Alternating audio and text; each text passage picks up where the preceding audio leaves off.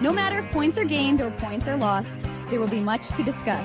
For analysis regarding tonight's Winnipeg Jets game, here are Dave Manouk, Ezra Ginsburg, and your host, Drew Mindell. The Illegal Curve post-game show starts now. Well, Mr. Ginsburg, I'm not sure that the Winnipeg Jets performance at 5-on-5 is sustainable come playoff time. But one thing I am certain about is that Connor Hellebuyck looks like he's in a playoff mode as the Winnipeg Jets collect 2 points tonight in their contest in Nashville. And both of those points are the result of Connor Hellebuyck's brilliance. Good evening, Winnipeg. Good evening, Manitoba. For all those joining us live this evening on our YouTube channel and all of our social media platforms, we say good evening, universe, and welcome to the Illegal Curve post-game show. With Ezra Ginsburg, I'm your host, Drew Mindell, here to discuss the Connor Hellebuycks defeating the Predators by a 4-3 margin in a game that was certainly entertaining, had some life to it, had some physicality to it, had some energy to it. But if it wasn't for Connor Hellebuyck, there's not a lot to like about the Winnipeg Jets' performance, particularly in the final 40 minutes. Absolutely. The Jets were badly outshot in this game. Luke Evangelista had 25 shots on goal and he couldn't score. The shots were 22-5 for the Predators in the second period. Is that one-sided? I'm not sure. Yeah, exactly. One of the most lopsided second periods of the year. But look, Craig Button said it the other day on TSN. It's not about, which team is better. It's about which team finds a way to win, right? So the Jets found a way to win. And, we know how good the Jets have been at 3-on-3 in overtime, right? And Scheifele and Connor, how many times have we seen them do that, right? So the Nashville Predators get their point, of course, but they could have easily had 5 or 6 goals in this game. You think to that chance in the middle frame, Philip Forsberg had that chance where Hellebuyck had to make a really tight glove save. Yeah. We talked about Evangelista had the breakaway. He actually had 2 breakaways. One was more of a partial breakaway, but Evangelista had that good scoring chance on the man advantage. Brendan Dillon late in the third period. Saves what looks like it should be a clear goal. It's on the stick of Cole Smith, and he just has to tuck it in. And Brendan Dillon, desperation style, is able to tie it up and knock it off and prevent what looked like to me was going to be the game-winning goal from the Nashville Predators. And then, the Jets hang on for dear life just to get it into overtime.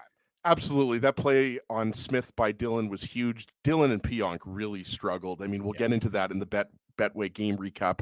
They were actually 2 of the 3 worst Jets at even strength. So that D pair struggled a lot. But, it was just too hard for the Jets to get out of their own zone. They had a lot of problems with the Predators' pressure. And look, there's a reason why the Predators had points in 18 straight games, right? We've talked a lot about the Predators. They've surprised a lot of people. And, they were the better team. I think the first period, the first 5 minutes, the Jets weren't very good. They had 6 goals on the first 2 goals on their first 2 shots, right? If they had 6 goals on their first 2 shots, that would have been really impressive.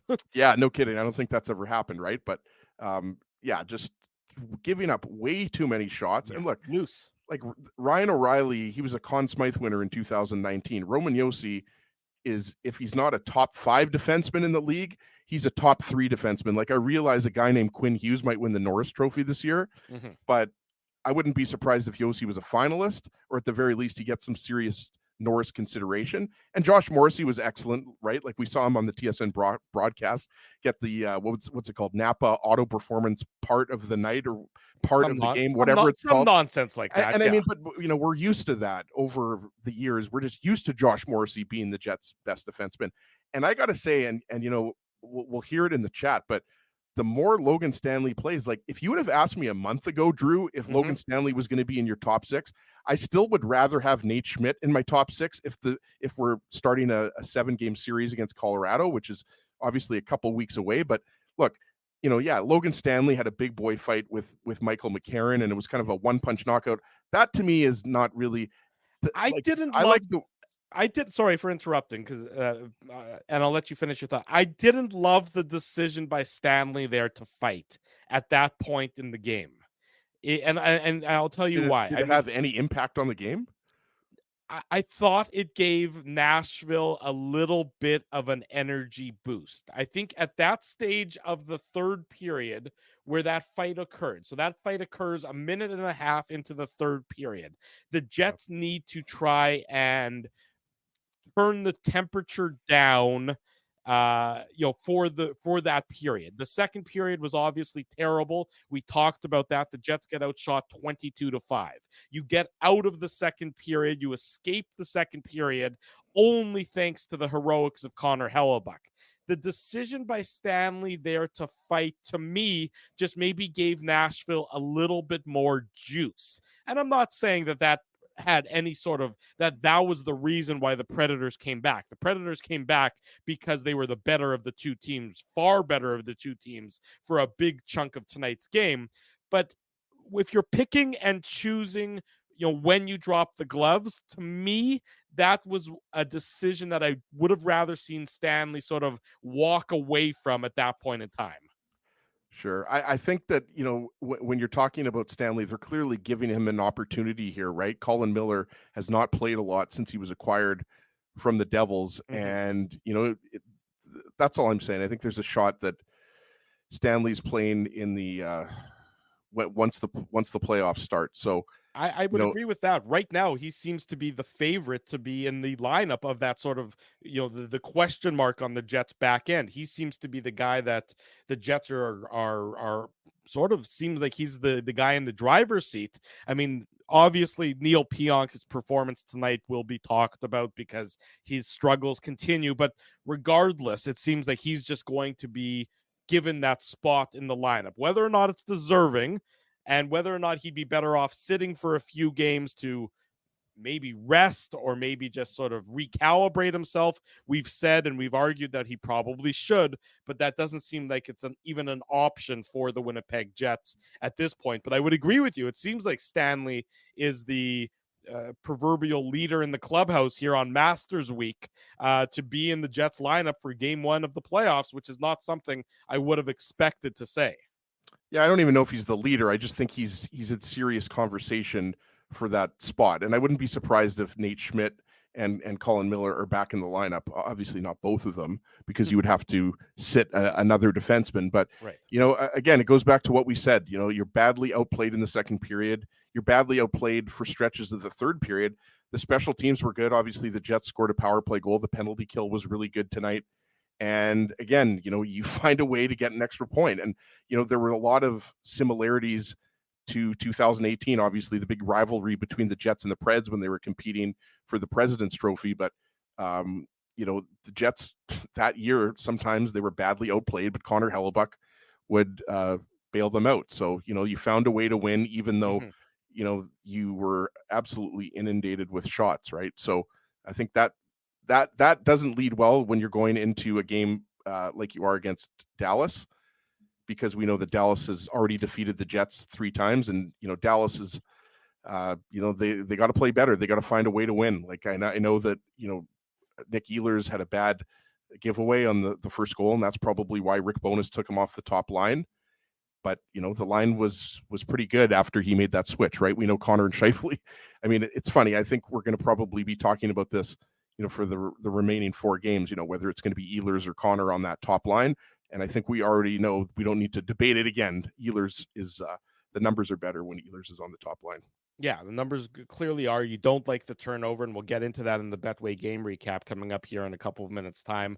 Connor Hellebuyck is the reason the Jets win this game. This is probably, in a year that the Jets have maybe relied on him to steal games less often than in years past. I'm not going to say the Jets have relied on him less, because that wouldn't be the case, but he probably hasn't stolen or needed to steal as many games as blatantly as in some years past. Tonight was one of those games where his performance is really the reason why the Winnipeg Jets were victorious. I'd expect he gets Thursday night off. That would be sort of my expectation. They come back with him on Saturday, based on sort of our conversation that we had with Jamie Thomas on Saturday's Illegal Curve Hockey show, that they don't want to give him more than, say, 5 days off. That's too many days off if he'd be out of the net for that long. So, I would expect that he gets Thursday off. He comes back Saturday. He probably maybe plays again on Tuesday, or obviously next week's schedule will still determine itself out, because the Jets right now, depending on the results of this evening's Minnesota Wild Colorado Avalanche game, a game that is now tied at 2 goals apiece 5 minutes into the second period, the Jets could finish tonight in second place, and which would come with home ice advantage, something I really didn't expect to say. They're going to have a game in hand on the Avalanche regardless. So the Jets are in an advantageous position when it comes to that battle for home ice, which is, again, a bit of a surprise at this point. I didn't expect, after the 6-game losing streak, that the Jets would be in the position where you win out, you finish in second place, and get home ice for game 1 of the playoffs. Yeah, absolutely. They're in control of their own destiny, and that's all you want at this point, right? So 2 big games coming up, and that game on Saturday most likely will have huge playoff implications. So that's a good position to be in. You want to be controlling your own destiny for sure. Yeah, exactly right. And that's why the Jets sort of needed the 2 points tonight. Whoa, as he getting a little bit zoomed up in there, buddy. I don't think any of us need that right now. There we go. We'll back that up a bit. That's okay. But I don't think that's why it was important for the Jets to get that second point tonight. Not because it overwhelmingly matters, come playoff time. We know the Jets are going to be a playoff team, but just to be able to, you don't want to leave a point on the table, especially when you're up 2 goals entering the final period.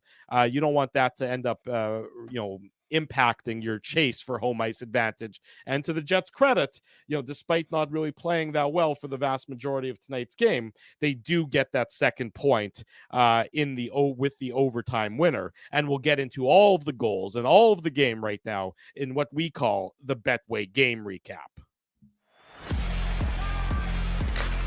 The Betway game recap. Big thanks to our friends at Betway for their continued support of the Illegal Curve post-game show. Betway is the sports betting app that puts you, the customer, at the forefront. With a large selection of betting options in sports, as well as strong promotions and fair odds, what are you waiting for? Head on over to Betway and bet your way. Must be 19 years or older to play. Please play responsibly. The goal scoring opens up at the 4:05 mark of the first period. It's Tommy Novak. He gets his 16th of the year. Assist to Kiefer Sherwood. Sherwood also gets his 16th assist on this one. And it's just an error in judgment by Nikolai Ehlers on this one.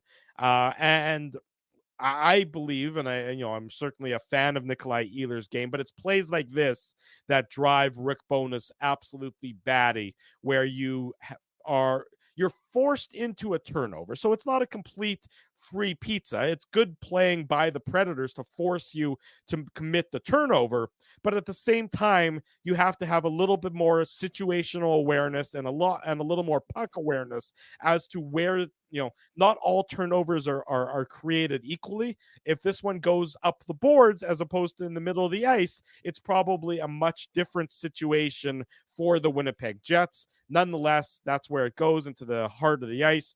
And Sherwood to Novak, and Novak with a really nice play, to beat Dylan DeMello as well, and then beats Connor Hellebuyck on the backhand at the 4:05 mark of the first period, Ezzy. Yeah, and the thing with this is that Ehlers coughs up the puck twice on one play, and we talked about that was a big reason why he was moved from the first line to the second line. And yeah, it's just good work. He was benched for a large period of time after this play as well. It was good work by Kiefer Sherwood, as you mentioned, and it's a nice play to Tommy Novak. Tommy Novak, a young player, came up through the AHL, and yeah, just a really nice turnover. But the thing that bothered me is that Ehlers coughs up the puck, and then he circles back, and he puts it in an area where he should know better. Like, it's just not. I don't think anything good is going to happen out of that. Like, I realize what he's trying to do. But as we talked about, like early in the first period, and then you just saw more of it in the second period, the Jets were just having trouble exiting their zone.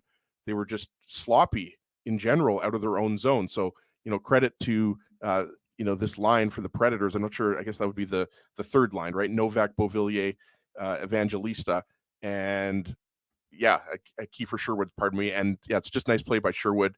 And, we talked about it, the Jets come right back, but the first 4 or 5 minutes was all Preds. Yeah, it was all Preds. And to be perfectly honest with you, I thought the Preds had already clinched a playoff spot. I didn't realize that they hadn't. And I was and didn't realize it until the third period as to, why everybody was going absolutely haywire and bonkers. I wasn't sure if they had all spent a little too much time on Broadway recently, but I didn't realize that the Preds needed that 1 point to mathematically clinch the playoff spot, which they, of course, got. Worth noting, though, as we continue here with the Betway game recap, that with the Jets victory tonight, by virtue of the Jets getting the extra point, the Predators cannot catch them now. So the worst the Jets can finish is third in the Central Division. Nashville mathematically can only get to 101 points if they win out, and the Jets, of course, are now at 102 points. So unless they take away points from the Jets over the next 4 games, the Jets will be either second or third, one of the top 3 spots in the Central Division. 1-0 for Nashville at this point. The Jets had already killed off a penalty here, and Adam Lowry had taken an early interference penalty. And then the Jets get an opportunity on the power play. It's with Michael McCarron in the box for holding. He takes that penalty. I believe, if I recall correctly, it was no, it wasn't. Never mind. But Gabe Vilardi at 6:51, so about 2 minutes and 46 seconds after Nashville opens the scoring, Gabe Vilardi assists to Mark Scheifele and Josh Morrissey, and it's just an absolute highlight reel goal by Gabe Vilardi, to showing off the hands that he has in tight. I'd say that he was stick handling in a phone booth, but large percentage of our audience might not know what a phone booth is anymore. But just an unbelievable individual effort by Vilardi. And, of course, nice assists from Scheifele and Morrissey. But it really does start with Sean Monahan making a great puck retrieval at the beginning of the play to set it all up before Vilardi gets on the highlight reels, Ezzy. Yeah, it was a beautiful goal by Vilardi, as you mentioned, individual effort. We've seen him do that so often, near the opposing goalie, and love the work that Kyle Connor also was doing on the power play here, drawing a lot of attention from the Predators. And you're right, it's a nice little kind of chip back to Morrissey at the blue line, who gets it to Scheifele at his usual spot on the half wall, and then he gives it to Vilardi, and he obviously does the rest. But just an unbelievably highly skilled play by Vilardi. Yeah, to do what he was able to do on this one, between his legs and then in tight and to go bar down. I mean, just the skill necessary to get the shot off is impressive, but then to put that bar down in tight, just like he was able to do, is a remarkable play by a young player who is just really still continuing to come into his own. That's his 20th of the year, so how excited he is that he is now a 20-goal scorer in what was an injury-shortened season. So had he been healthy for the entirety of this year, you think that the number is probably closer to 30 or maybe even closer to 35, but that'll be for years to come for this member of the Winnipeg Jets. So it's 1-1 at this point in time. The Jets take the lead 2-1 a minute and 28 seconds later. Ezzy, you referenced it, 2 goals on 2 shots for the Winnipeg Jets to start this game. Mark Scheifele with his 24th of the year, and Mark Scheifele's continued mastery over the Predators, particularly in Nashville, continues. A great play by Tyler Toffoli to keep it in at the offensive blue line, and he's able to find Scheifele, and Scheifele with just the silky smooth backhand top shelf beating UC Saros to give the Jets the 2-1 lead a little more than 8 minutes into the game. Yeah, absolutely. And then all the momentum was in the Jets' favor, right? Even though, like we talked about, they only had a couple shots on net. But yeah, you mentioned the Tyler Toffoli play, Drew. That's what stood out to me watching this. Like, that is just, hard work. That's what that goal is. Pardon me. That's what that play by Tyler Toffoli is, to poke that puck away.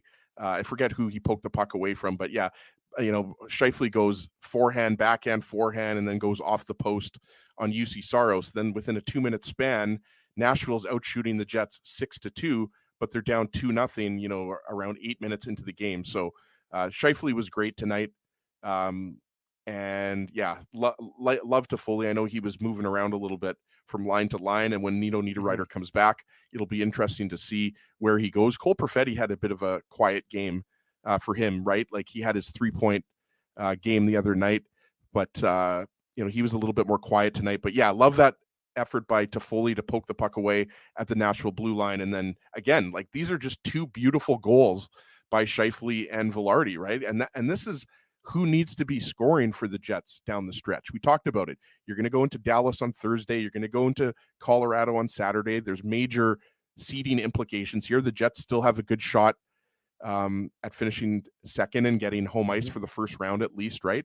And yeah, that's huge. And again, opportunistic should maybe be the word of the night for us, Drew, because you're badly outshot. But some people, we just had the comment up, and I see in the chat some people are talking about they didn't like the Jets' effort tonight, and this reminded them of the kind of 2019 to 2021 Jets where they would get badly outshot, but Hellebuyck would make 35 to 40 saves and they would still win because Scheifele or Connor or Ehlers, the skill would just take over. But that's how hockey is sometimes. I mean, Craig Button, again, we have him on the show all the time. That's what he said, and it makes sense, right? Like it's not always the better team that wins. Right? Like sometimes you just have to find a way to win. And the Jets aren't going to apologize for having the best goaltender in the world. UC Saros, by the way, is still a top 5 goalie in the world, in my opinion.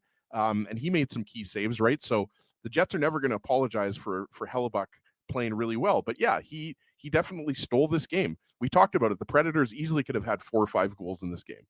Yeah, no question. Maybe 6 or 7, to be honest with you. Well, 6 or 7, yeah, not far off. As you talked about the time on ice for both Ehlers and Perfetti tonight, as they were the two lowest Jets in terms of time on ice.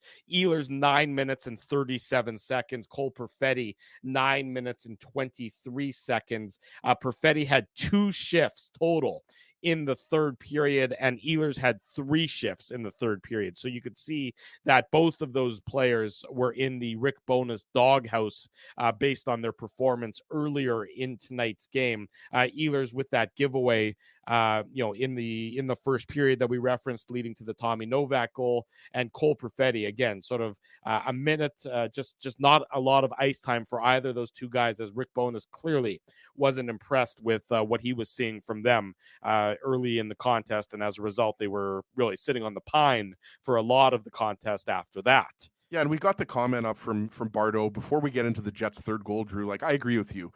But again, I thought Brossoit, we talked about this last post-game show. I thought Hellebuyck was going to get the night off and LB was going to play in Nashville, and then Hellebuyck gets the Dallas game, right? Because we know that, Dallas is one of the best teams in the league. Right. So I think going into this game, like before this game was even played, I think you would agree that, it made sense to go with Brossoit against Dallas. But now, especially because Hellebuyck faced, I'm not sure if it got up to 50 shots, or 49, whatever it was. It was in the high 48 shots. I think, especially because there were 48 shots put on Hellebuyck. I agree with Bardo here. Is it Bardo or Bardot? I think it might be Bardo, but he'll tell us in the chat clearly. There you assuming go. It's at least, but yes, they'll tell us in the chat. Yeah, I think Drew and I are on the same page. I think most people in the chat would agree that Brossoit should get the game Thursday night. But I'm with Drew. I think they go back to Hellebuyck on Saturday, and then if you just want to do the kind of rotation, then Brossoit probably plays Tuesday against the Kraken, and then Hellebuyck gets your last start. So there you go. 4 games left. Brossoit gets 2, Hellebuyck gets 2. But we talked about this on Saturday morning show. I thought there was a possibility that Brossoit was going to get 3 of the last 6. It looks like he's going to get 2 of the last 6. Yeah, I mean, I agree with you. I mean, we'll see what ends up happening next week, but I would definitely, given the workload that Connor Hellebuyck faced tonight, let him have, a nice sizable few days off. Let him be off the ice, Wednesday, Thursday, Friday, and you bring him back Saturday afternoon. And then really you're talking about 1 game in the span, of almost of a week, and that'll give a decent amount of rest leading into the playoffs. And I just want to say one more thing about Hellebuyck and these last 4 games. The Jets, we could debate this all night long about, how important is home ice. But I think that is factoring in here. The Jets want to finish second. They would rather and we're not talking about from a business perspective. We're talking about they want to finish second in the Central so they get 1 extra home game. That's why I think Hellebuyck is probably playing more. Maybe I'm wrong.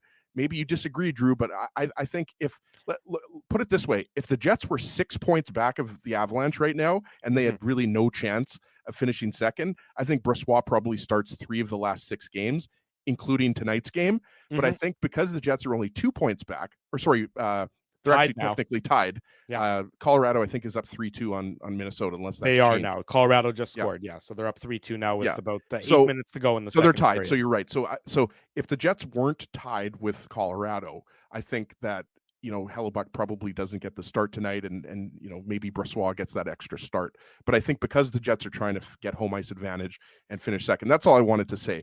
And again, obviously it was the right decision tonight, right? Like Laurent Brossoit, if Laurent Brossoit played that way, and he has been excellent all year, but I don't think he was stopping 45 of 48. That's right. 45 pretty incredible. That was one of Hellebuyck's best games of the year. Like, he deserves the first, second, and third star.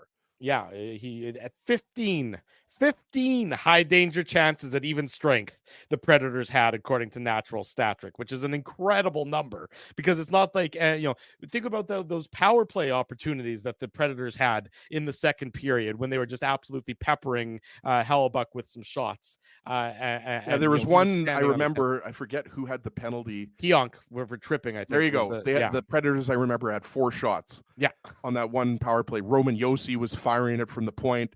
Luke Evangelista had that shot from the slot, right? So this was vintage Hellebuyck, and that's what you need this time of year, right? Like, I've seen some comments in the chat, right? Like, if the Jets are going to beat Colorado, and especially if they're going to go on a long playoff run, he's going to have to be, the best goalie in most of these series, right? So he was incredible tonight, and you kind of lose words to describe his performance, because we've just seen it for so many years now.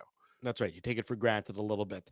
Jets wrap up the scoring in the first period. Dylan DeMello at the 12:46 mark. So it takes just under 6 minutes for the Jets to score 3 goals. Dylan DeMello gets his third of the year. Assist to Morgan Barron. And let's be honest, I probably should have given it to Gabe Vilardi, but I forgot to do it then. So I might as well give it to Dylan DeMello. He gets our Seagram shot of the game. The Seagram shot of the game.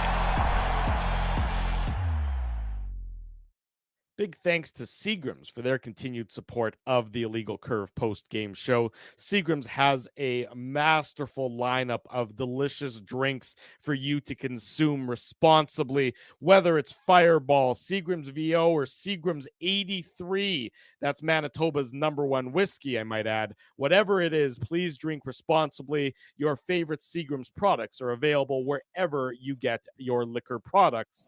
Obviously, for those in Manitoba, that's usually at your local liquor mart. But wherever you're watching, Seagrams is there for you to enjoy and imbibe safely. Dylan DeMello just walks in, and he's right in the hash marks when he lets this one go. There are 4 Predators on one side of the ice in just a defensive breakdown. They're all looking at the Jets. They're looking at Nemesnikov. They're looking at Iafallo. They're looking at Morgan Barron. Barron hits DeMello. DeMello's the trailer. He walks in, and then he wires it past UC Saros as the Jets score in bunches. Bang, bang, bang, as our friend Dennis Bayak would say, to give the Jets a 3-1 lead after 20 minutes, as he. Yeah, and we talked about Dylan DeMello with Jamie Thomas on Saturday morning show. He's already got a career high in points. Muted myself there, not sure what's going on there, but we talked about DeMello, and you love to see that he's continuing to. I think. Sorry, not sure what's going on there, Drew. Yeah, your mic seems like it's got some gremlins in it, or something right now. Yeah, Drew, you continue. Something's going wrong here. I'm just going to check something on my. Okay, I'll talk aimlessly. I can ramble with the best of them, but yeah, Dylan DeMello is so key for the Jets. And what you saw tonight is you saw DeMello back with Morrissey after they'd sort of been split apart for those few games. Good now, by the way. I think there's there you go. Good, much few better. Loose wires. The story of my life, and not just in your brain, but in your microphone too. You saw DeMello back with Morrissey in tonight's game because Morrissey had been with Pionk, and Dylan and DeMello had been together. And then Rick Bowness went back to sort of what he's more used to. And I think that this is the best combination. Morrissey and DeMello, it works. You don't need to try and reinvent the wheel in this case. Pionk is just too erratic, and I understand why Rick Bowness was trying to see if playing with a guy with the high skill of Josh Morrissey would maybe allow Pionk to elevate his game a little bit.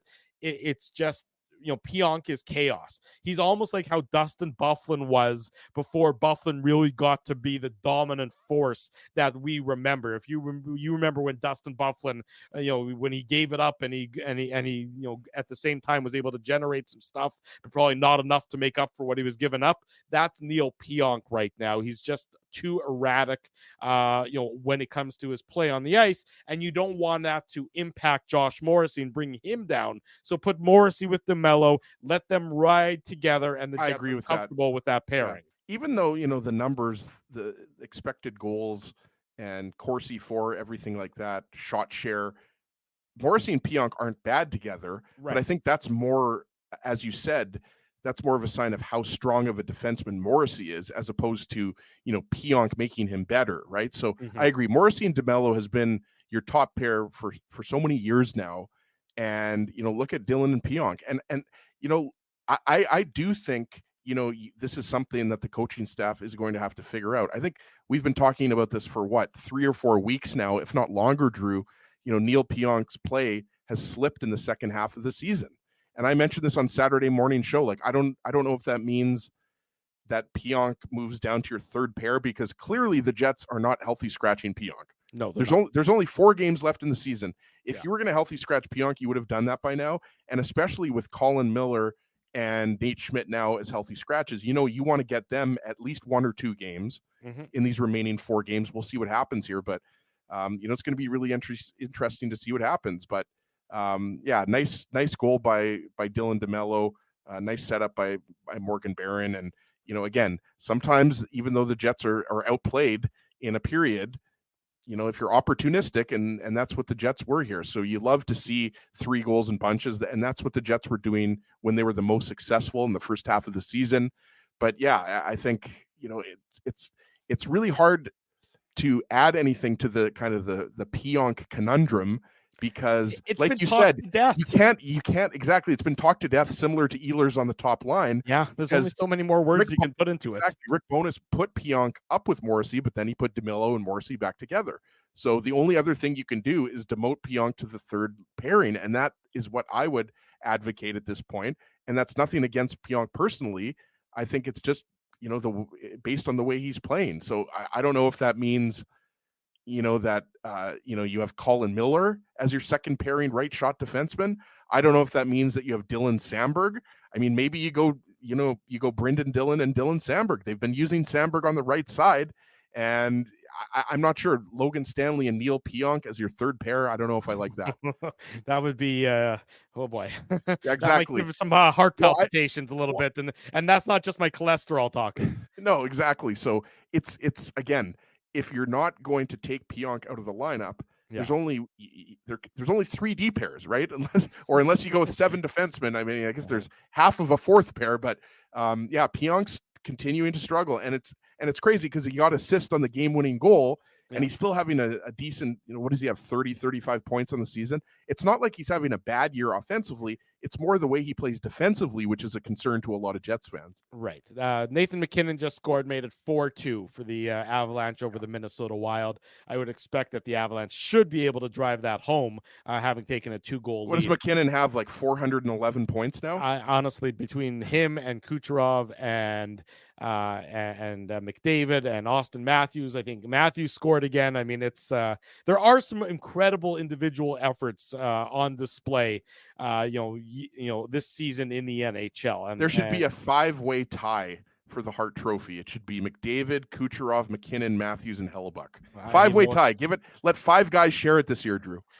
Would they each get like a fifth of the trophy, or would they just produce 5 different trophies and each of them get to take it home? No, I would say they each get like a week or 2 with it, and they just share it. But no, but like honestly, I could hear an argument for any one of these 5 players. Like, there's no wrong answer. Like, based on the way Hellebuyck played tonight against Nashville, is anybody going to seriously argue that he isn't the most valuable player on the Jets, and maybe one of the most valuable players in the league? But we know they never give it to goalies. and with the way, McDavid, Kucherov, and McKinnon have been piling up points. But it's pretty absurd to think that Austin Matthews could score 70 goals and not be a Hart Trophy finalist. Yeah. If I was voting, I would have him as a finalist, by the way. I don't think his accomplishment, and I mean, again, I know how nauseating it is because he plays for the Leafs. Don't worry, folks. I understand loud and clear. But I do not think that his accomplishment and his goal scoring this year is getting enough attention for just how incredible it's it is. overshadowed because of the Art Ross race. Yeah. It's crazy. It's really absurd. I mean, he's going to have the most goals of any player since Mario Lemieux had 69, right? He's already passed Ovechkin's 65, which is, what was that, back in 2008, or I forget. It was a long time ago that Ovechkin scored 65. But you're absolutely right, Drew. Usually if a guy scores 66 to 70 goals in a year, that's an automatic Hart Trophy, right? Unless you're in 1993 again or something like that. You're right. Exactly right. 3-1 for the Jets at this point in time after 20 minutes. So they start slow and then they pepper the Predators and take that 3-1 lead. And then that second period begins. And we talked about where the Jets would have been after 40 minutes if it wasn't for Connor Hellebuyck. The Jets got outshot 22-5 in the second period, which is just an incredible display of goaltending combined with an inept display of 5-on-5 hockey. Because it's not like the Jets were in a parade to the penalty box in the second period. They took 3 minor penalties in the first period as it happened. Yeah. No, it's just that Pionk tripping penalty that you talked about. Right. And the Predators had 4 shots on net. We talked about it. Mm-hmm. Yossi had one of those, I remember. I can't give you all 4 shots, Drew, but I remember Yossi had one of them, and Luke Evangelista, who was really impressive. Anybody who all over the ice game, tonight. Yeah, he's a good player, second-round pick. I mean, what a second-round pick that was. Mm-hmm. But even though they had 22 shots, Hellebuyck stopped all of them. We talked about Evangelista had the breakaway. Philip Forsberg, I remember, had a really good scoring chance. He's 5th in the league or something like that in shots. They mentioned that on the broadcast. So, they managed to escape the second period still up 3-1. And to me, that's probably what's the most concerning about tonight's game. Again, I'm not trying to be a Debbie Downer. The Jets won the game. So the Jets got the 2 points. At least for the time being, they're tied with the Avalanche, but it looks like the Avalanche are going to hold on to beat the Wild, but let's not count the Wild out. Barring a third period collapse, yes. Sure. But the point is that they got the 2 points. Yeah. They found a way to win in overtime. They hung on to regulation. And also Lowry, sorry, I'm getting ahead of myself here, but also, how good did Lowry and Nemesnikov look there to start the overtime period off? Yeah. I think a lot of people were probably seeing that. And look, Rick Bowness has done this before, Drew. He started Lowry and Appleton many times. But, I mean, again, it goes back to how much Rick Bowness and Scott Arniel trust Nemesnikov. But he's also such a smart player because you look at Nashville and with Ryan O'Reilly and Roman Josi, Philip Forsberg, all the good players they have. Mm-hmm. But Rick Bowness has no problem putting Nemesnikov and Lowry out there, and it worked. I mean, they had a good first shift to start it off, and then Nashville brought the puck back down. But just wanted to get that in there. I like Nemesnikov's game.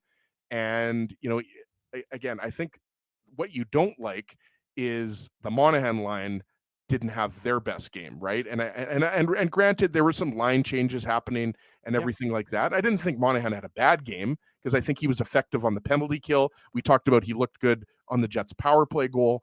But just looking at it at a macro level, throughout the game, that line did not have a very good game.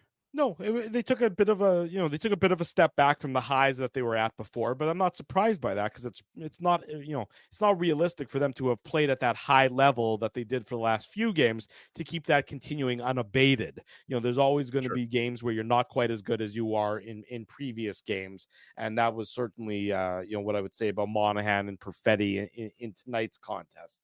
Jets up 3-1 after 40 minutes, and they have an opportunity to really take a stranglehold on the game. It's with Jankowski in the box for tripping. This is at the 5:31 mark of the third period. So Mark Jankowski is in the box. He trips. I believe it was Connor, if I'm not mistaken, but I could be wrong on that off the top of my head. And the Jets. It was? Yes. Okay, there Yep, you go. you're right. Good for Drew. The Jets power play doesn't really do anything. And then just as the penalty expires, Pionk gets bodied off the puck in a bit of a race for the puck. I believe it was Kiefer Sherwood who bodies him off the puck. Yep. And then it goes down to Roman Josi, and Roman Josi, throws it towards the net. It doesn't seem like this doesn't seem like it's going to be much of a play. This doesn't strike me as a dangerous opportunity, but it definitely ends up as a dangerous opportunity, not more so than just dangerous. It ends up as a goal as Spencer Stastny gets his second of the year, chipping the puck up and just under the bar and just over the line, past Connor Hellebuyck. It sort of went in and out so quickly that it was a little bit of a stunner for everyone. Stastny didn't even seem like he knew that it went in based on his lack of celebration. But the Predators, having killed off the penalty, are right back into the game. This coming at the 7:34 mark of the third period. And instead of the Jets maybe taking a 4-1 lead, it becomes a 3-2 lead with still about 12 and a half minutes to go, Ezzy. Right. And, no one should be surprised that the Predators, tied this game up. Obviously, we haven't got into the 3-3 goal here yet, but it still was an aggressive penalty kill, and the Predators had the better scoring chances prior to this penalty, right? And yeah, it's just a beautiful, nice little pass by Roman Josi. And yeah, you mentioned, look, Neil Pionk was tired. It was the second power play unit out there, and he's tired, and he gets beat to the puck by Kiefer Sherwood. Yeah. And, Mark Scheifele isn't, doing, a great, Kyle Connor isn't doing a great job on the back check as well. So, again, I thought there was a little bit of complacency, if you want to call it that, or just, whatever word you want to use, the Jets kind of, they dropped the ball there. When, again, even if you're tired, the second power play unit was out there, definitely less than the first power play unit. But again, Kiefer Sherwood beats Pionk to the puck, and the Jets are just kind of like slow to react in the zone. And like you mentioned, Spencer Stastny, a guy, no relation to Paul Stastny, by the way. I think they spelled but I believe he's actually Spencer Sutton's long lost brother, if I'm not mistaken. He's Spency's long lost brother. Yeah, because all Spencers / Spencies are related, right? That's we know right. that. It doesn't matter if their law. last name is different. Right. Spency will back us up in here in the chat. I think he's still here. I saw Spency earlier. He's been providing great commentary as usual. Love you, Spency. But yeah, this is just a defensive breakdown, I would say. So yes, I hate to pick on Pionk again, but he loses a battle. Mm-hmm. Sherwood makes a nice little pass to Josi, and then Josi makes a smart little kind of small area pass to Stastny, who backhands it in. And it was funny because I'm not sure if you thought this too when he scored. He didn't really celebrate, so it's like it's almost like he didn't think the puck went in, or maybe he was just so surprised. I think he's only played like 25 games in the NHL, and that was only his second career goal. So good for him.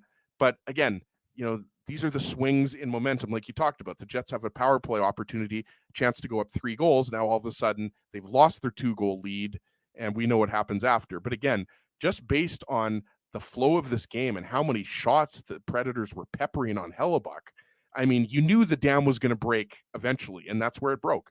Yeah. Nathan McKinnon just got his hat-trick goal. So, apparently he's going to score a goal every 3 minutes that this post game goes on for. Well, again, this is like, Drew, you joked like this is kind of like late 80s, 1990s hockey here, right? Yeah. But this is what we're seeing, right? Like, and again, we'll get an update. We're going to be obviously talking a lot about the Avalanche on this Saturday show. We're going to focus on the Stars here for the next couple of days, but regardless if Mikko Rantanen has 102 points, and the Avalanche are winning tonight's game handily without Mikko Rantanen, right? And also another thing, a wild card that's out there, Gabe Landeskog could come back in the playoffs. I don't know if it's been confirmed, Drew. He might come back. It might not be in the first round. Okay. But Gabe Landeskog is an option at some point in the playoffs. That's all I'm saying. I'm not saying he hasn't played in 2 years. The last time, want to know the last time Gabe Landeskog played was in the Stanley Cup final in 2022. Wow. Right? So it's been almost a full 2 years since he's played a regular season or playoff game, right? I'm just saying that is out there that, Landeskog, he's been skating for at least a month, maybe a couple months.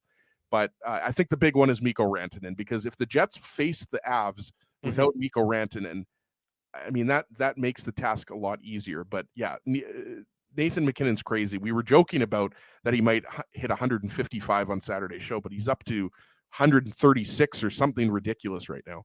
Yeah, he's incredible. I mean, all the guys who are atop the scoring leader are truly incredible.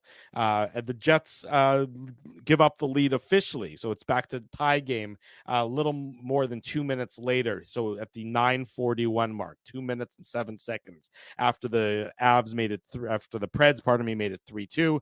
They tie it up. Ryan O'Reilly is 26th. Roman Josi and Gus Nyquist getting the assist. Gus Nyquist has 50 assists this year for the Predators. Talk about just found money that he's been, he's been incredible this season.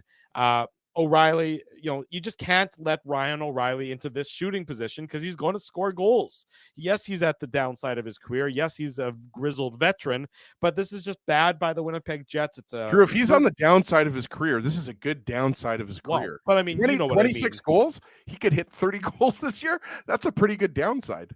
You know what I mean, though, in that he's absolutely. He's, what is he, 32, 33 years old? You're right. Yeah, exactly. It's a turnover. Again, it's just an unforced error by the Winnipeg Jets. It's a pass that's not tape to tape, and it just sort of ricochets loose into the neutral zone, and the Predators quickly in transition collect the puck, and they move it into a dangerous area. And I mean, Neil Pionk, and again, we've beaten it. We don't need to rehash it over and over again. He's in no man's land. He doesn't know whether or not he should be aggressive and come out and challenge for the shot, or if he should be more passive. He chooses to be passive. It's not the right decision. He's sort of just standing next to Connor Hellebuyck, and O'Reilly whistles it past Hellebuyck to tie the game up at 3 goals apiece, just before the halfway mark of the third period. And the Predators certainly have all the momentum and have all the energy as the barn in Nashville is rocking.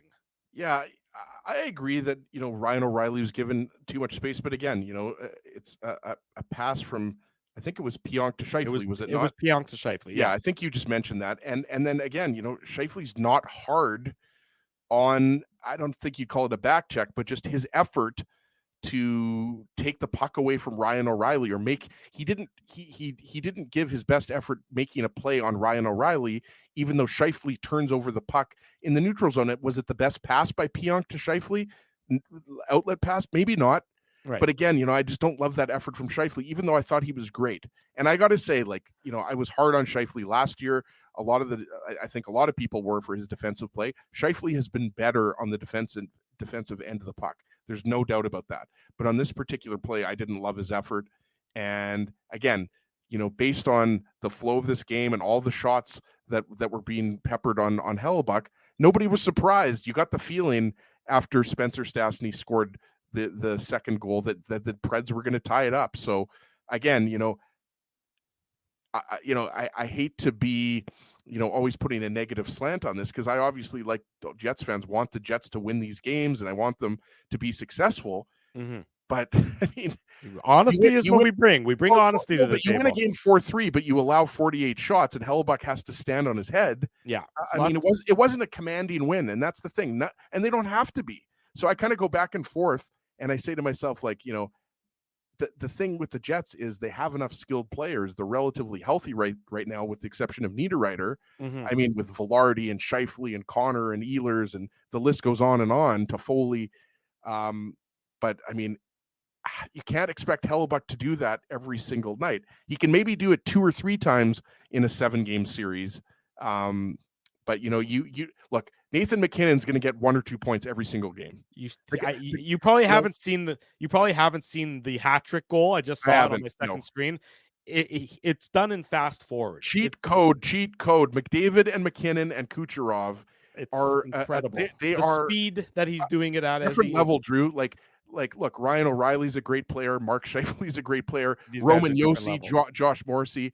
These guys are on a different level. Again, we talked about it on Saturday's show. It's a race to 150 right now. It's nuts.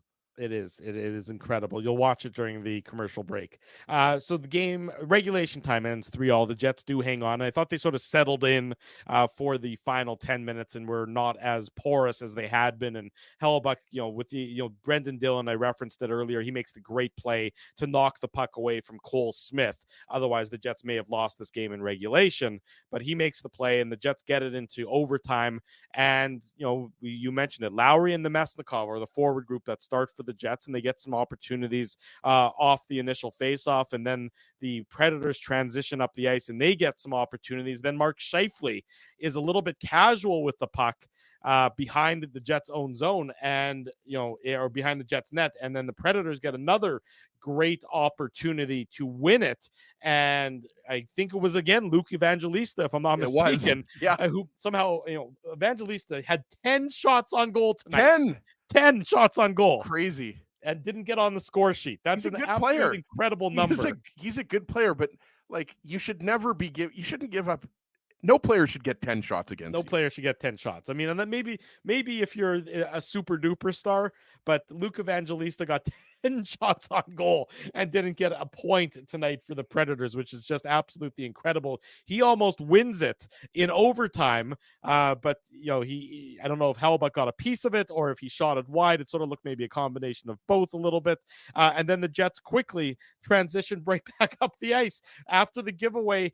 Pionk to Scheifele. It's a 2-on-1 for Scheifele and Connor, and it's an absolute beautiful pass by Scheifele onto the tape of Kyle Connor. Those guys know how to make sweet, sweet magic, and they do so here as Connor into the empty net, not into the empty net, but beating Saros, his 32nd of the year. And the Jets, despite blowing the third period 2-goal lead, get the 4-3 victory to, at the very least, keep pace and do what they need to do to stay in the driver's seat for the second place in the Central Division, Ezzy. Yeah, just watching the replay, I'm not sure what Tommy Novak does there, because he's actually in a position where he can cover Kyle Connor, but what he does is he kind of tries to be aggressive on him, and what ends up happening is he's just caught flat-footed and Kyle Connor just goes right past him. Yeah. So again, this was a 2-on-1 that didn't need to be a 2-on-1. It was just kind of like a flyby by Tommy Novak. I don't know what he was thinking, because Kyle Connor is one of the fastest players in the league. So again, I'm not trying to diminish Kyle Connor's goal. It was a weird play by Novak, because that shouldn't have been a 2-on-1. But again, Luke Evangelista has a great chance, but Connor Hellebuyck had Evangelista's number tonight, as we talked about, 10 shots. So Hellebuyck was excellent. Scheifele, Connor, Velarde were excellent as a line. And you got to think, Drew, that, going into the game Thursday against Dallas, that's going to continue to be the line. And again, I don't think, that just because Ehlers coughed up the puck on the first goal. Look, Ehlers was good tonight.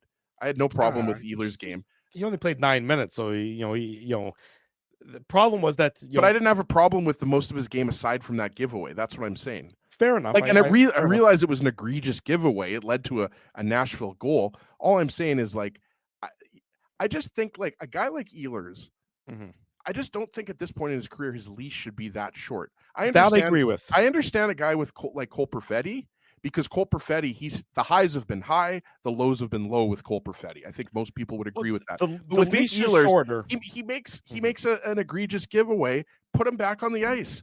He's been good with Scheifele and Velarde. That's all I'm saying. But I think I think we'd all expect it to be Ehlers, Monahan, and either Toffoli or Perfetti on the second line against Dallas. We'll find out on Thursday night. The Jets end up victorious tonight in Music City, USA, 4-3 over the Predators. They are going to finish the night likely still in third spot as Colorado is beating the Minnesota Wild. But it's all going to loom down to Saturday afternoon in Denver. It's looking like a massive contest between the Jets and the Wild. And the winner of that contest will very much be in the driver's seat for second place come the end of the regular season. When we return on the Illegal Curve post-game show, Tough Duck hardest hitting comment. We'll see if there's anything interesting coming out of the Jets dressing room. Much more to come. Drew Mandel, Ezra Ginsburg with you. It's a Tuesday night. Don't go anywhere. We're live with the Illegal Curve post-game show. BP's new New York Sicilian Square Footers. With a thicker crust than ever before, they're light and airy on the inside and oh so crispy on the outside. You're gonna have your work cut out for you. Okay, fine. Try the New York Sicilian Square Footers, only at Boston Pizza. You guys ever wish for a game changer in life? Like finding out your favorite snack has 0 calories? Or discovering the mute button on Ezzy? Picture this, a secret weapon for parking, where you can book a spot a whole month in advance. Tell me more, Drew. Pre-book your parking at really low rates, or maybe even for free if you use the code illegalcurve. Free? What is this, sorcery? The Grid Park app. It's a real secret weapon that has affordable game day parking, and to sweeten the deal even more, I love sweets. our listeners can use the code illegalcurve to park for free. Holy Zamboni. Tell me about it. Just download Grid Park, GRYD Park, and use the code illegalcurve, all one word, to park for free. The game can change just like that. Accidents happen when you aren't protected. So now what? Getting to your injury quickly can make all the difference. Help prevent them from being game changers with Linden Market Dental Center. Bonding, crowns, bridges, and dental implants. State-of-the-art treatments are available to help you get back in the game. To learn more, visit LindenMarketDentalCenter.com. Creating smiles for life. Your coworkers love you because you always make them laugh. You're the life of the party with stories that have them rolling on the floor. Or maybe you're just the quiet one in the corner with the one-liners that just slay. Do you have what it takes to become Winnipeg's funniest person with a day job? Try your luck. Hit the stage at Rumors Comedy Club, and you could be walking away with $1,000 cash. Winnipeg's funniest person with a day job. Presented by Rumors. For all the details, head to rumorscomedyclub.com. Whoa, Ezzy, everything okay? You look stressed. Of course I'm stressed. We're moving, the house is upside down, the kids failed miserably at packing the fine china, and my life is in chaos. Chaos! Yes, that does sound like a problem. What am I going to do? Ezzy, relax. Rolly's Transfer Moving and Storage is the answer. With 60 years of experience in moving Manitobans and a track record of exemplary customer service, one call to Rolly's and your stress is gone. No job is too big or too small. Just visit Rollies.com and they will take it from there. Thanks, Dave, and thank you, Rollies Transfer Moving and Storage, online at Rollies.com. For 3 generations and over 80 years, Tough Duck has been making apparel that works and plays as hard as the people who wear it. From jackets to work boots and everything in between, Tough Duck's clothing can handle the harshest environments, even the Illegal Curve Hockey Show. Work to live, live to play. Visit toughduck.com. 20 minutes before the top of the hour. Welcome back. Hope you're enjoying your Tuesday night. I'm Drew Mandel. Ezra Ginsburg is with me as well. We're talking about the Jets' 4-3 victory over the Nashville Predators. The Jets will next be in action, of course, on Thursday night as they continue this 4-game road trip. They head into Dallas to face the Stars, a team that has certainly given the Winnipeg Jets fits of trouble. Fits galore, if you will, so far this season. The Jets look to remedy that on Thursday night in the Lone Star State. Fits of trouble. Are you talking about Morgan Wallen throwing a chair off of a 6-story building? Is that what you're...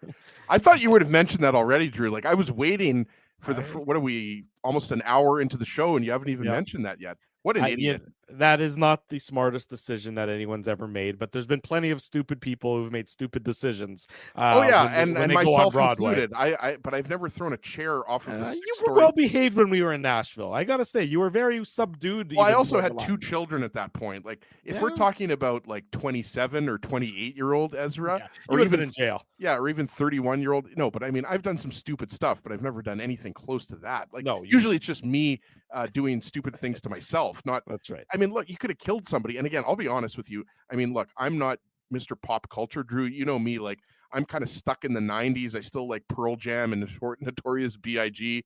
and Wu-Tang Clan. So, but I had no idea this Morgan Wallen guy has like 7 million Instagram followers.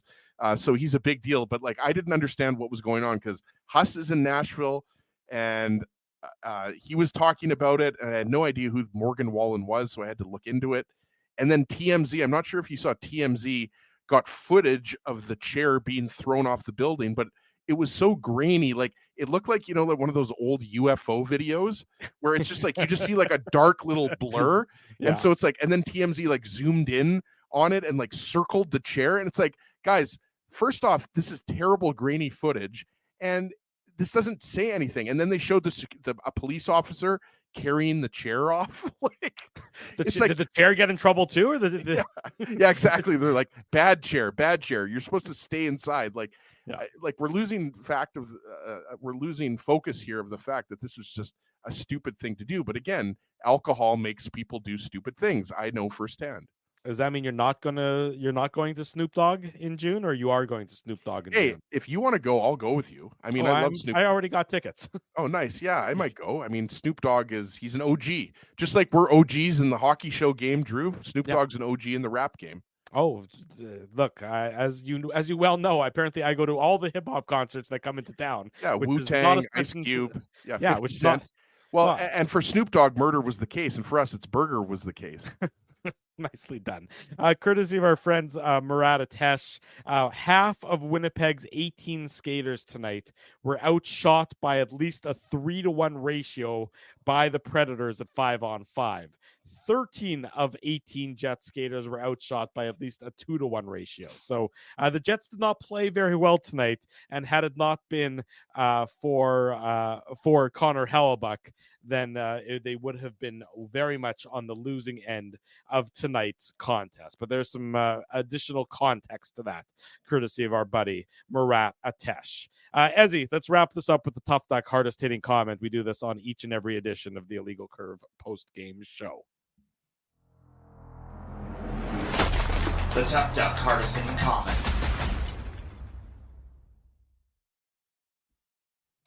Apparently my dad didn't know I'm going to Snoop Dogg, so he just texted to say that he just heard that part. So there you go. The dad, yes, I'm going to Snoop Dogg. Sheldon likes to know all the concerts you're going to. Like, he doesn't like to find out on the Illegal Curve post-game show. He likes you to text him. Well, we haven't secured their services for babysitting like we have for Little John and Chameleonaire and wow, Chameleonaire. Yeah, that's going back like 25 years. They're coming. They're coming in July. Oh, is Chameleonaire coming with Snoop Dogg? No, Chameleonaire is coming with Little John. Oh, nice. Yeah. I mean, I guess we're becoming like, we always get good concerts in Winnipeg, but we've been getting a lot of good hip hop concerts. I know Queens of the Stone Age was just here. Mm-hmm. Chameleonaire. Wow. That kind of threw me off. That was, what was this song called? Rollin', or Picture Me. You see me rolling. Yeah, they hating. I can't even do more than that, Drew. But that definitely, like, I just got a flashback to being like 20 years old or something. But tonight's Tough Duck hardest hitting comment before the show gets even further off. We're gonna give it. We're gonna flashback to. We're gonna give it to Dave Johnson here. I like this comment. We were talking about. We thought it was going to be Lauren Brossoit tonight in Nashville, but it was Hellebuyck, and obviously he made 45 saves, so he was. Did I see right that Hellebuyck didn't get a star? He did not get a star in the game. He did not. Okay. If there was any, apparently Morgan Wallen was responsible for choosing the 3 stars, and Morgan. Yeah, exactly. Morgan Wallen and his chair were making the 3-star selection from a jail cell in Nashville. But I don't understand. I mean, like, honestly, the fact that Hellebuyck didn't get a star is just a mockery of the 3 stars. Like, you could, like, look, Roman Josi was good, Ryan O'Reilly was good. Obviously, Kyle Connor and Mark Scheifele were great. But the fact that Hellebuyck, forget the fact that he wasn't the first star, but the fact that he didn't get any stars. Anyways, who cares? 3 stars don't really matter. Dave Johnson, we have a history of exhausting number 37 before playoffs. Need to manage workload. Will be lots of rubber on Jets net next 2 games guaranteed. That's why it goes back to what we said. We expect Brossoit to start against Dallas, Hellebuyck to get the start in Denver, and then you probably go Brossoit, Seattle, and then you go Hellebuyck, Vancouver. But I'm with Dave.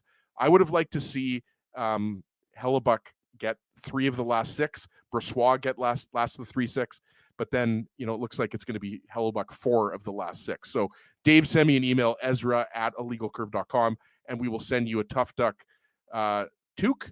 And we only have 4 more of those to give away because after April 18th, we switch over to trucker hats. That's right. We want to remind everybody about a couple exciting live on location broadcasts that are coming up for each and every Winnipeg Jets home playoff game. So we don't know if that's going to be game 1 and game 2 or if that's going to be game 3 and game 4 to start. Time will tell on that front. The Illegal Curve pregame show, of course, at City Place. We're going to be up in the food court area at City Place for the Illegal Curve pregame show prior to each and every Winnipeg Jets home playoff game. Really excited about that. And also, we're going to be back at our home away from home, Boston Pizza on Taylor Avenue, for the first road game of the playoffs. Again, we don't know if that's going to be game 1 or if that's going to be game 3, but we're going to be at Boston Pizza on Taylor Avenue, an Illegal Curve watch party. Come watch the first road playoff game for the Jets with us, and then stay there for the Illegal Curve post-game show. So a lot of exciting broadcasts coming up. Want to remind everybody about that as well. Want to remind everybody that the Rady JCC Sports Dinner, of which Illegal Curve is a proud media sponsor, that's coming up on May the 28th. Wendell Clark, Doug Gilmore, Grant Fuhr, memorabilia galore, one of the best dinners on the sporting calendar or on any calendar in the city of Winnipeg. Get your tickets now at radyjcc.com. If you buy a ticket and you tell them you want to sit at the Illegal Curve table, we would be pleased to have you. So get on that as well for all your latest radyjcc.com for that. Big thanks to all of you for joining us for tonight's Illegal Curve post-game show. We remind you that illegalcurve.com will have all your post-game coverage just as soon as we wrap up the show. Speaking of the website, hold on. Before we wrap up and thank our sponsors and everything like that, yes, is Dave Manouk still part of the show? I don't know. Like, when was the last time Dave M did a show? It's been at least a week. Like, yeah. I realized the guy was in Vegas, but no, I'm obviously kidding. Dave M lost his voice. I imagine because it's all the karaoke that he was doing in Vegas, or I thought it was all the EDM that he was screaming about at the Electric Daisy or wherever, whatever concert he was at. Yeah, Dave will be back Thursday night. We're reliably informed, but yeah, it's been a while. Me and you have been holding the fort down. It's true. As Dave M gallivants in Vegas and other parts of the United States. Spency wants to know, is it an open bar at the Rady JCC Sports Dinner? The answer, Spency, is yes, it is, for a large portion of the night. So you can certainly more than make up for your the ticket price in alcohol consumption. No, Spency, the way Dave M's attendance lately, I think we're going to have to take Spency over Dave M. I mean, this is ridiculous. Dave M better show up on Thursday night here. Yeah. Like, I realize he likes his boys trips and everything like that, but yes, Spency, we are going to be imbibing at the Rady dinner, and you should definitely come with us and check it out. Absolutely. I want to remind everyone to subscribe to the podcast, subscribe to the YouTube channel, tell your friends, tell your family that we do the Illegal Curve post-game show and the Illegal Curve hockey show. The post-game show comes after each and every Winnipeg Jets game, and then the hockey show comes up on Saturday mornings. Big thank you to all of our sponsors who make the post-game show, the Saturday show, and the website a possibility. That's our friends at Rumors Restaurant and Comedy Club.